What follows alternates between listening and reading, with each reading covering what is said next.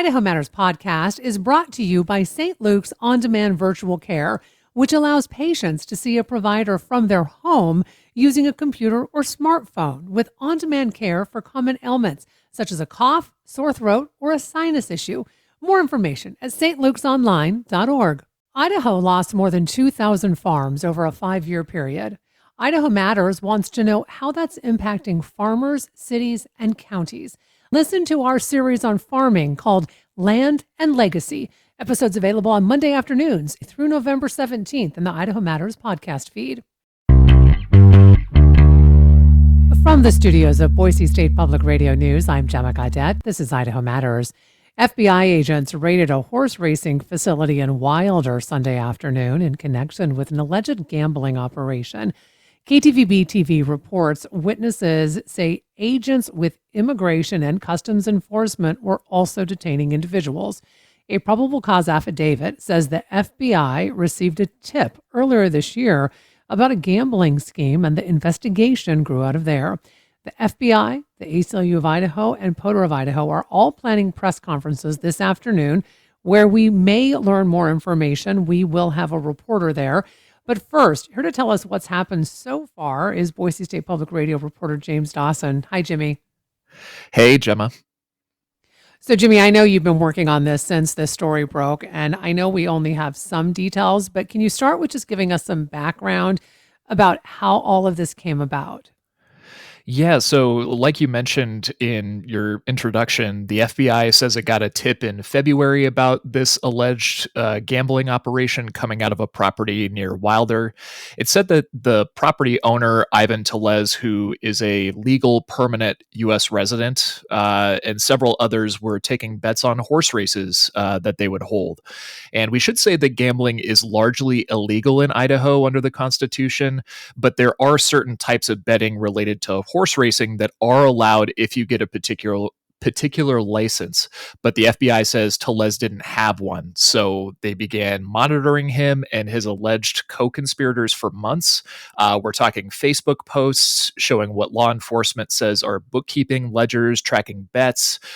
They subpoenaed Facebook messages and financial records that they say all add up to an illegal gambling ring. And all of that obviously came to a head Sunday when the raid began.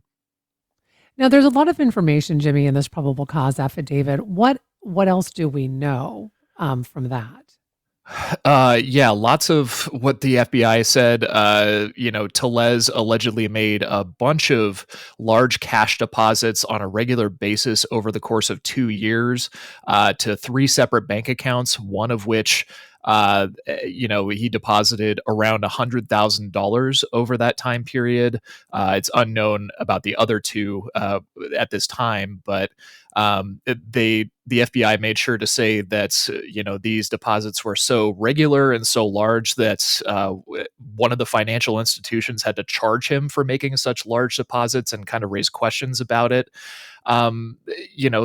That's kind of the main takeaway that I had from the other information. Otherwise, it was just kind of outlining those Facebook messages among the alleged co-conspirators who talked a little bit about some inside baseball stuff, maybe some horse racing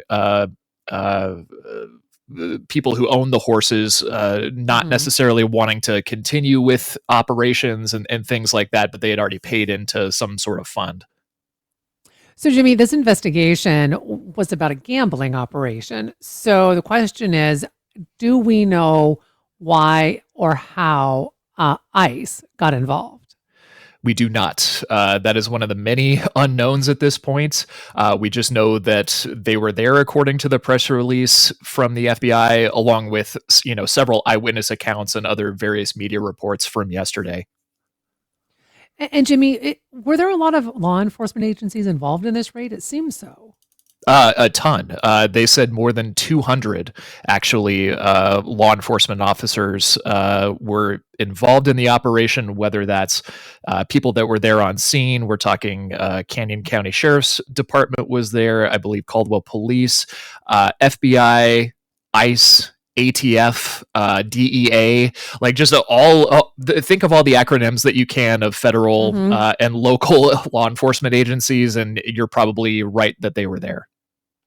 So, Jimmy, there's been a lot of reports from news outlets, but also on social media about people being detained at the scene by ICE officials. So, can we confirm that? And if so, do we know where these people might be, and do we even know how many people may have been detained?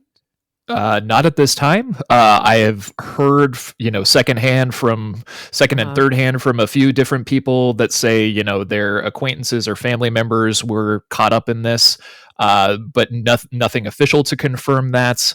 And now, you mentioned that the FBI was supposed to have a press conference at 1:00 this afternoon, but just about 5 minutes before we went on air, the spokesperson for the field office said that they are canceling it because of this affidavit being released, and saying that it should have been sealed. There's no new information that we are able to provide at this time, even though they said that a special agent in charge was going to be there to answer questions, as well as Canyon County Sheriff Kieran Donahue. So, Jimmy, before I let you go, you just gave us this update about no news conference from the FBI.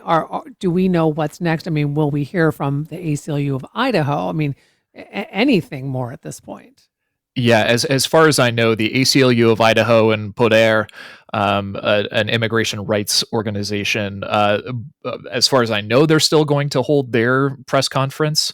I have seen social media posts of conservative activists also planning a counter protest against this. So those activities should probably still go on. But again, we will not hear from the FBI or Canyon County Sheriff Kieran Donahue about any more information about this.